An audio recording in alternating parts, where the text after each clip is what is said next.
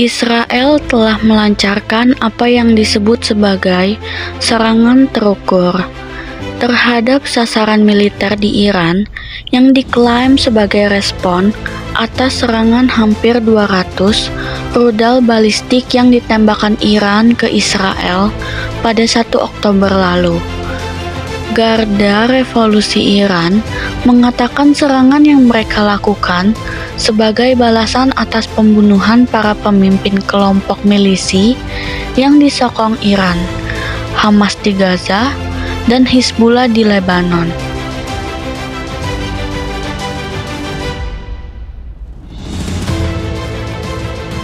Hizbullah terus menembakkan roket melintasi perbatasan Israel di utara setelah Hamas menyerang Israel pada 7 Oktober 2023 yang dibalas dengan invasi Israel ke Gaza.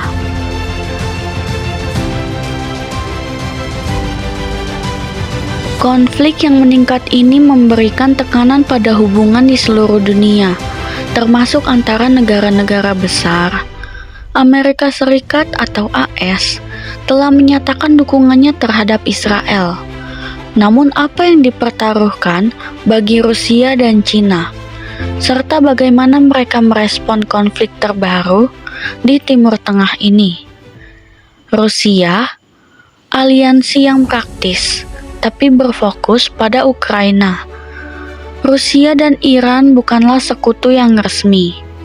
Namun hubungan mereka kian erat selama beberapa tahun terakhir dan saat ini mereka sedang melakukan finalisasi kesepakatan kemitraan strategis.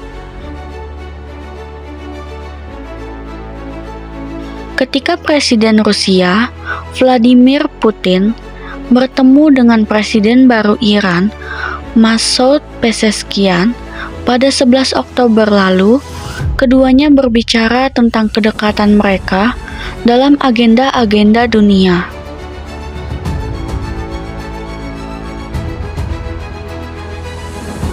Iran saat ini menjadi sekutu Rusia dalam perang di Ukraina. AS dan Inggris mengklaim bahwa Iran memasok Moskow dengan rudal balistik dan ratusan pesawat nirawak. Iran membantah tudingan bahwa negara itu memasok rudal balistik ke Iran. Kendati anggota parlemen Iran mengatakan senjata-senjata itu dibarter dengan impor makanan dari Rusia ke Iran. Angkatan udara Iran tertekan selama bertahun-tahun karena sanksi, dan tampaknya Rusia baru-baru ini mengirimkan setidaknya 1 pesawat ke negara itu, menurut Gens Defense. Sebagai imbalan atas pengiriman senjata, Moskow diperkirakan setelah serangan Israel terhadap Iran akan memblokir resolusi PBB yang kritis terhadap Iran. Bagi Rusia, konflik di Timur Tengah membantu mengalihkan perhatian negara-negara barat dari perang di Ukraina. Tempat pasukan Rusia telah membuat kemajuan bertahap di garis depan dalam beberapa bulan terakhir. Bagaimanapun, Kremlin akan memperhatikan potensi pengaruh serangan Israel terhadap infrastruktur transportasi di Iran. Rusia saat ini dijatuhi sanksi internasional yang berat dan hanya memiliki rute yang terbatas untuk mendistribusikan minyaknya. Salah satu tujuannya adalah India dengan melintasi Iran. Adapun Teheran menyokong sejumlah poros pasukan di Timur Tengah, termasuk kelompok milisi Hizbullah di Lebanon dan Hamas di Gaza. Moskow tampak kian mendekat ke Hamas, dengan salah satu delegasi pemimpin senior kelompok milisi tersebut berkunjung ke Rusia tahun ini. Namun, kendati Rusia membutuhkan Iran lebih dari negara itu membutuhkan Israel, Rusia tetap berupaya untuk menjaga hubungan baik dengan keduanya. Sementara Israel, meskipun mengkritisi invasi Rusia ke Ukraina, dan aliansinya dengan Iran sejauh ini menolak memasok Ukraina dengan peralatan militer kendati ada permintaan dari negara itu. Rusia mungkin menganggap bahwa jika Israel semakin berpihak pada Iran, maka Israel akan mulai mengirim senjata ke Ukraina sebagai balasannya. Meskipun perang besar di Timur Tengah dapat membatasi kemampuan Israel untuk melakukannya.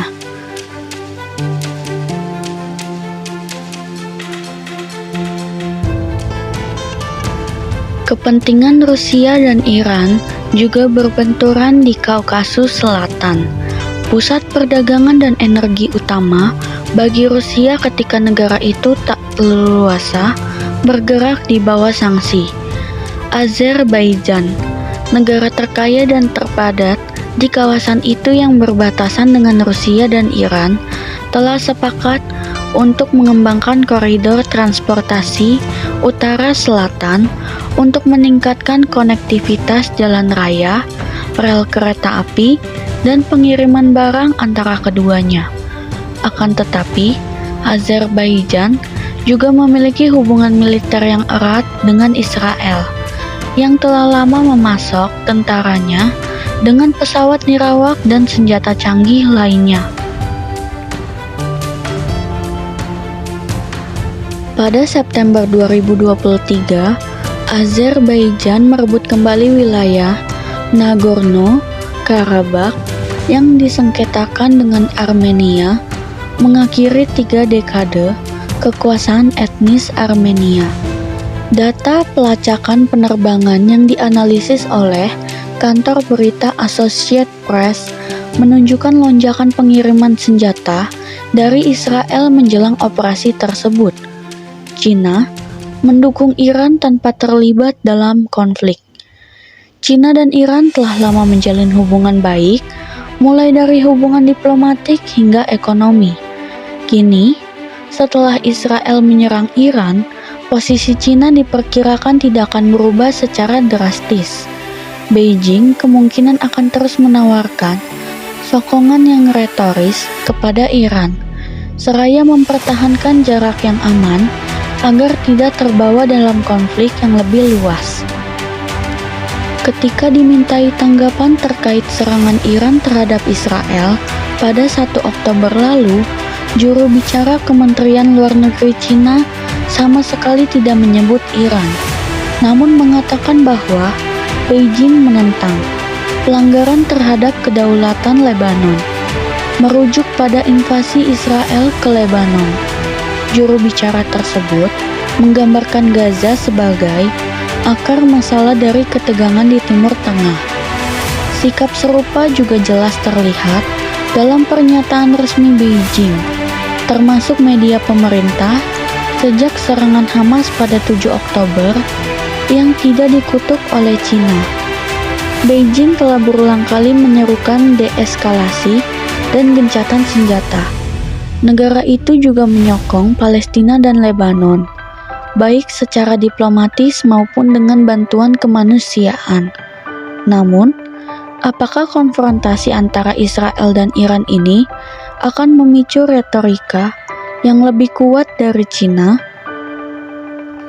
Cina memiliki investasi yang signifikan di Israel, terutama di sektor infrastruktur dan teknologi, dan telah mempertahankannya selama konflik.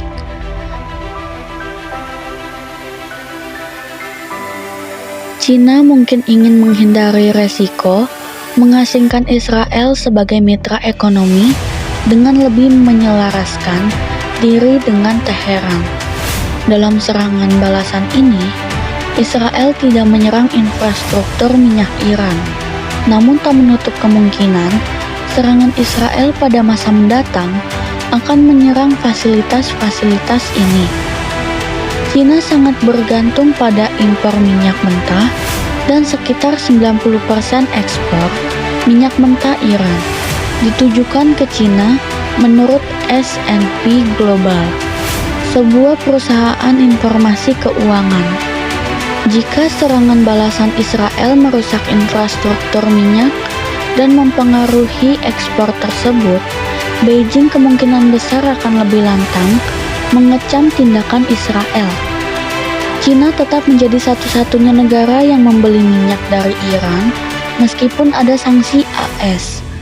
Juga menjadi perantara kesepakatan yang memulihkan hubungan diplomatik antara Iran dan Arab Saudi pada 2023.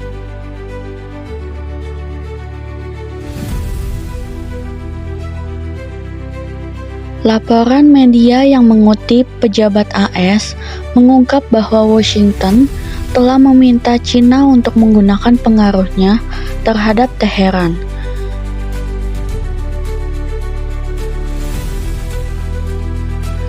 Misalnya untuk mengendalikan pemberontak Houthi yang didukung Iran di Yaman yang telah menyerang rute pelayaran di Laut Merah. Meskipun ada permintaan lebih lanjut dari Washington, Teheran tidak menanggapi permintaan Beijing, dan China tidak mungkin mengindahkan permintaan tersebut, terutama yang datang dari AS. Justru, China akan memanfaatkannya sebagai kesempatan lain untuk mengkritik AS dan meningkatkan pengaruh globalnya untuk lebih mendukung perjuangan Palestina secara lebih vokal. Selaras dengan dukungan negara-negara di belahan bumi selatan, ada sedikit resiko bagi China untuk mempertahankan status jaga jaraknya saat ini. Bagaimanapun, Beijing masih dapat beralih ke eksportir minyak utama lainnya, seperti Arab Saudi atau Rusia jika diperlukan.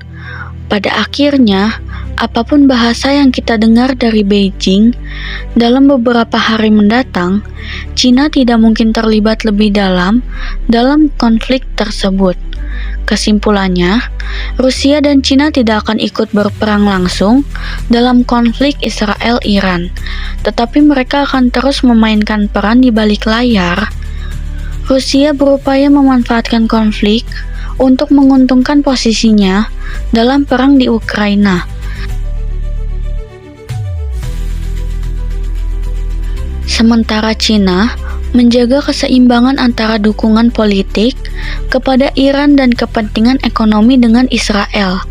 Keduanya ingin menjaga stabilitas regional demi kepentingan strategis dan ekonominya masing-masing, tanpa terlibat langsung dalam eskalasi militer.